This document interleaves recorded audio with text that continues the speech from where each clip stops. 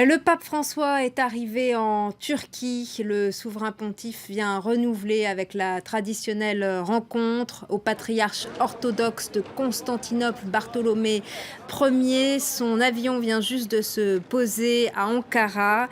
Il est donc à l'intérieur de l'édifice à Ankara. Il a certainement été accueilli par le président turc Recep Tayyip Erdogan. Il est reçu non seulement comme chef spirituel, mais également comme chef d'État. Et le pape François vient défendre le dialogue interreligieux. Florent Rodeau. Apaiser les tensions religieuses, mais aussi défendre la place des chrétiens d'Orient, voilà la difficile mission du pape ces 3 prochains jours. Beaucoup de Turcs voient d'un bon œil cette visite. J'encourage le dialogue interreligieux.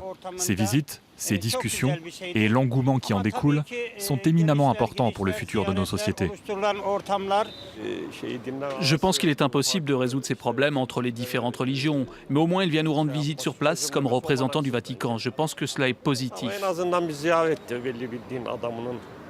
Sur le sol turc, le pape visitera les mêmes lieux chargés de symboles que Benoît XVI en 2006. À Istanbul, la mosquée bleue et l'ancienne basilique byzantine Sainte-Sophie. À Ankara, il se rendra au mausolée d'Atatürk, le fondateur de la République turque. François pourrait aussi rencontrer des réfugiés syriens et irakiens. Ces hommes et ces femmes qui ont dû tout laisser derrière eux attendent beaucoup de cette possible rencontre. Nous espérons qu'une personnalité aussi importante que le pape viendra nous voir et nous écouter, pour qu'on puisse lui dire notre souffrance et notre chagrin. Il en informera ensuite le monde pour que nous puissions recevoir de l'aide et rentrer chez nous. Ces derniers jours, le pape a multiplié les messages de tolérance et de solidarité, avec à chaque fois une dimension politique, comme il y a 3 jours au Parlement européen.